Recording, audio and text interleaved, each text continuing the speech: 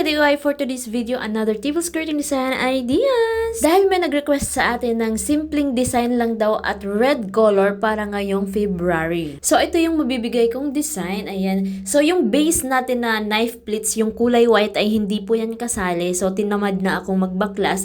So yung base natin ay plain lang para mas madaling gawin at napakasimpleng design lang yung gagawin natin dahil request ng ating subscriber. So una, para sa base natin ay plain lang. Para makatipid sa cloth, so plain lang yung ilalagay natin. Kahit anong cloth or fabric yung gagamitin nyo dyan, pwede alpagena, satin, cotton, kahit anong fabric pwede nyong gamitin sa table skirting. So yung gamit ko dito ay Candy Crush, glittery type siya. So next naman natin gagawin ay maglalagay tayo dito sa table natin sa side dahil dito tayo sa left side mag-start. So maglalagay lang tayo ng 2 thumbtacks para mas matibay, para hindi siya agad-agad natatanggal. Next naman ay mag-i-insert na tayo ng another cloth or fabric. Ayan. So ang gamit kong cloth dito ay silk satin. So ifo-fold lang natin yung pinakadulo ng cloth natin para maayos natin yung tela natin. Ayan. Then itatali na natin yan dun sa may panali natin. So, isasakto lang natin yung haba sa mesa. Ayan. Then, talian na natin siya. Pagkatapos natin matalian, mag-measure ka lang ng mga 1 dangkal para sa ating folds. So, yung folds natin ay pwede tayong gumawa ng 3 or 4 na folds or 5. So, depende sa inyo kung gaano kahaba yung cloth nyo. So, yung gagawin lang natin dito ay 4 lang na folds. Ayan. Pwede 3, 4 or 5. So, depende na sa inyo.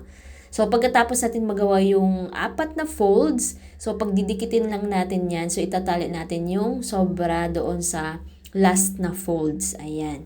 Pagkatapos, ibubuka na natin itong mga folds natin. Ayan. So, natural lang yung pagbuka natin. So, depende sa inyo. Pwede natural, pwede yung pa-zigzag-zigzag. So, yung gagawin natin dito ay natural lang na pagbuka.